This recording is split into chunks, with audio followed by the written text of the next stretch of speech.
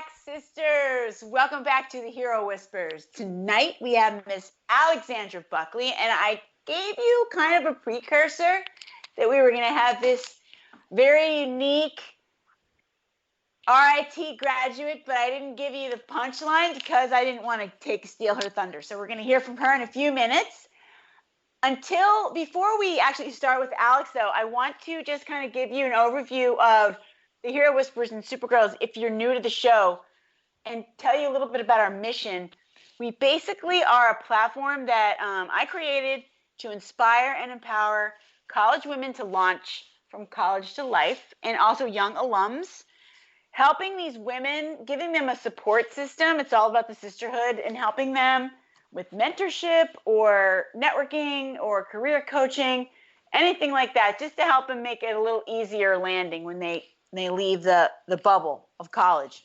And so what we do on the Hero Whispers is we get to interview them one by one and hear their real raw stories and like what's relevant to them, what's interesting to them, what the issues are, what the hot buttons are. So we get to know them. That way we can really, hopefully, spread the love and help them in a better way. Okay, so that's us. And with that being said, let's introduce Miss Alexandra Buckley. So excited to have her. I actually met Alexandra on Facebook. So cool. She was doing some research for school, and we connected.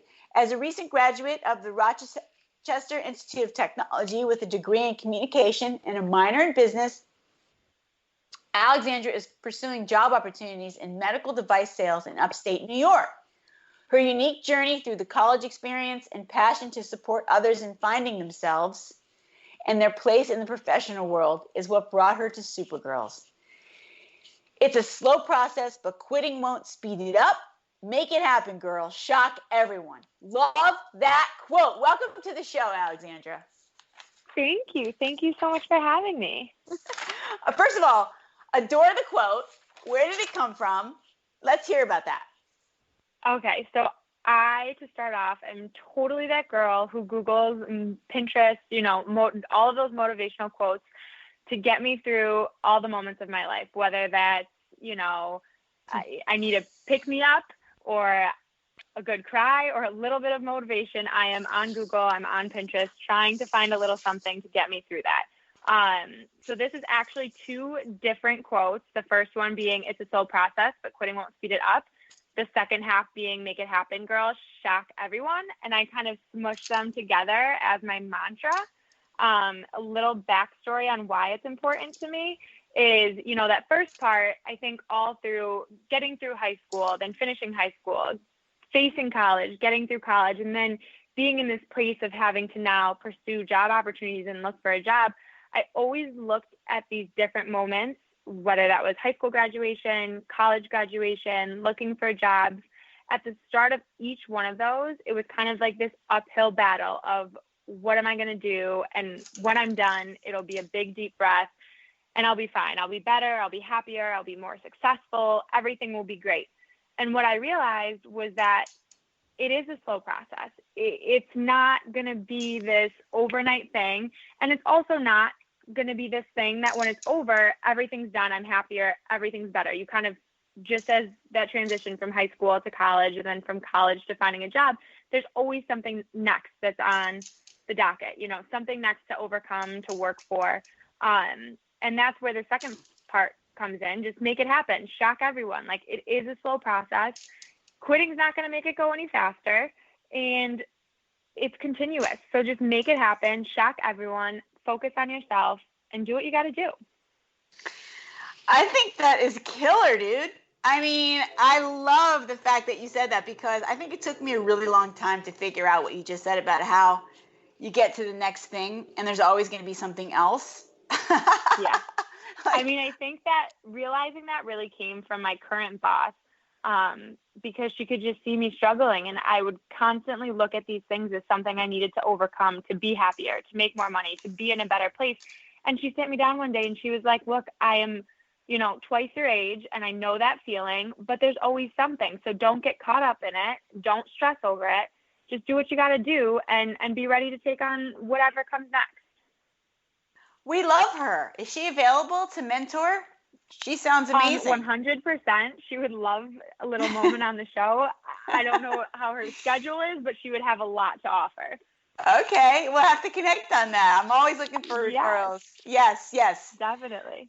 Okay, so what I love about you, I there's a lot of things I love about you, but I love your persistence. I love that you have this really cool, and I alluded to it in the intro, your own path through college, and I would love for you to share your story, how you took some time off, came back, and like figured it out, because I think that would help so many women. Yeah, absolutely. I feel like that first quote and some of what I said alluded to a little bit of my struggle to kind of get through all of that. So it started kind of in high school. I went into high school that straight A student, always getting A's, and then came along the first boyfriend, kind of dropped off on lost my focus on my priorities. And that was when it kind of became a struggle to finish high school. So I finished high school completely unprepared for college, had no assistance in figuring out what I was going to do.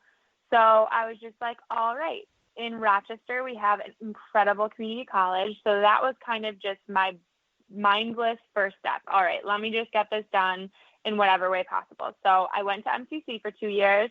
That's Monroe Community College, and I got my associates. And that was done in 2 years, and I still was kind of like, okay, I checked that off my list, but what's next? So I took 3 years off, and I had an incredible job that allowed me to travel the world and still make great money and spend time with 3 of the most incredible kids. So I took 3 years, almost 3.5, to just enjoy that, to figure out who I was and just enjoy the process of that moment of saving money, experiencing life. And then towards the end of that 3.5 years, my mom and my boss were kind of like, okay, Alex, like, what's next? What's coming? And I had no clue. So I sat with my mom and I talked about what my options were. And that was where I fell or ended up at RIT. So my mom at the time was a therapist there, and she was hearing about this incredible program for packaging sciences. And for me, it kind of checked all my boxes of things that I'm good at and was something that would give me an interesting career. So that was where I started at RIT, and I had no clue what I was doing, and it actually ended up not being what I got my degree in. So I went to the school, loved the sound of everything, but then realized I'd had to finish out another 4 years of school. And I was like, holy crap, I am not ready to buckle up for another 4. So I kind of explored my opportunities, bounced from wanting to go into education to becoming a lawyer. And then I realized that, yes, it's a slow process, but I do not want it to be that slow. What's my quickest way to graduation? So I ended up majoring in communications with a minor in business or marketing. And I started looking at jobs that I could do with that degree. And I am now looking for jobs in medical device sales, which is awesome. But I really had a lot of support through that final 2 years at RIT to just find myself, to enjoy college. That transition from being at a community college to a 4-year school was incredible. We've talked about this before, but totally surrounded by incredible people with incredible ideas, incredible minds. And that was like the motivation that I needed to just get it done and be confident in that second leg of my journey. So, yeah, I mean, the fact that you took those 3 years, how did that teach you about yourself? So I think now it's easy to talk about because I'm done, I've graduated, but it was not necessarily the prettiest 3.5 years. Like, I struggled a lot to be confident in myself and also with my own process, because every single one of my friends took a different path. They did the traditional 4 years of college, stayed a fifth for their MBA, some of them. And so during that time, I felt really lost at first. And I was like, what am I doing? And it kind of forced me to look at myself. Like, what do you want out of life? Who are you? And through that time, it made me find my confidence. It made me look at myself through my strengths and my abilities and everything I took out of that time and feel proud of that and know that everyone has their own path. that maybe what was surrounding me was the quote unquote norm, and I was the one who was out of the norm. But at the same time, I, right after high school, started paying for all my own bills. I started working full time, just, my first job at a sales company, then nannying and just doing a lot to make ends meet. And my friends would come home from school and look at me and be like, Al, like, you've got it together. And I'm like, what are you talking about? Like, I don't even have a degree. You guys are all off at your first job. And they're like, no, like, you know how to pay bills. You know how to save money. You know how to do all these different things that we are just doing for the first time. So I think it wasn't something I realized during the process, but during that 3.5 years, although I wasn't finishing college as everyone else was, I was growing in a lot of different ways that I needed to support me at that time, that other people looked at me and were, for lack of a better word, jealous of. And I was like, holy crap, like I guess I haven't been doing nothing, although for some time it did kind of feel like that.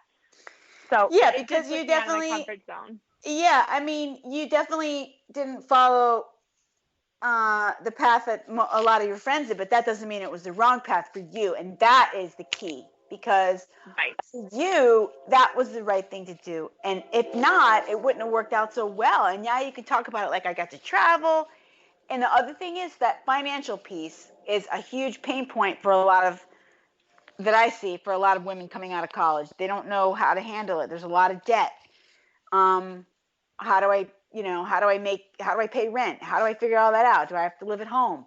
Not that that's absolutely a bad thing. But, no, it's not. But I think all of those things kind of also touch on that, that I learned through that time was being not a part of the norm sometimes is a hard feeling, because it is just in society something people revert back to and think about and sometimes feel shameful for when they aren't a part of the quote unquote norm.